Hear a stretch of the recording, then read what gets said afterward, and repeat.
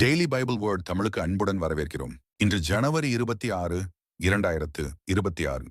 பொதுக்காலம் 3ஆம் வாரம், திங்கட்கிழமை. சாத்தானின் அழிவு. மார்க்கு எழுதிய தூய நற்செய்தியிலிருந்து வாசகம். அதிகாரம் 3. இறை வார்த்தைகள் 22 முதல் 30.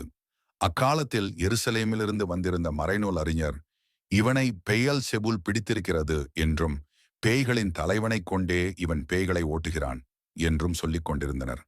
ஆகவே இயேசு அவர்களை தம்மிடம் வரவழைத்து அவர்களுக்கு உவமைகள் வாயிலாக கூறியது.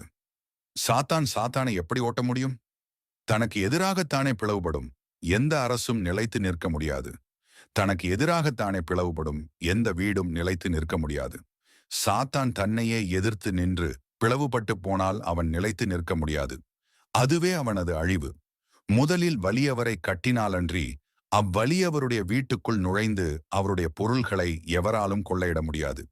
அவரை கட்டி வைத்த பிறகுதான் அவருடைய வீட்டை கொள்ளையிட முடியும். உறுதியாக உங்களுக்கு சொல்கிறேன், தூய ஆவியாரை பழித்து உரைப்பவர் எவரும் எக்காலத்திலும் மன்னிப்பு பெறார். அவர் என்றென்றும் தீராத பாவத்திற்கு ஆளாவார். ஆனால் மக்களுடைய மற்ற பாவங்கள், அவர்கள் கூறும் பழிப்புரைகள் அனைத்தும் அவர்களுக்கு மன்னிக்கப்படும். இவனை தீய ஆவி பிடித்திருக்கிறது என்று தம்மை பற்றி அவர்கள் சொல்லி வந்ததால் இயேசு இவ்வாறு கூறினார். இது ஆண்டவரின் அருள் வாக்கு. இறைவா உமக்கு தினசரி நற்செய்தி வார்த்தைகளுக்கு daily Bible words Tamil channel subscribe பண்ணுங்க. இந்த வீடியோவை லைக் செய்யவும், ஆமேன் என்ற வார்த்தையை பதிவு செய்யவும் மற்றும் உங்கள் நண்பர்கள் மற்றும் குடும்பத்தினருடன் பகிர்ந்து கொள்ளுங்கள். கடவுள் உங்களை ஆசீர்வதிப்பாராக. ஆமேன்.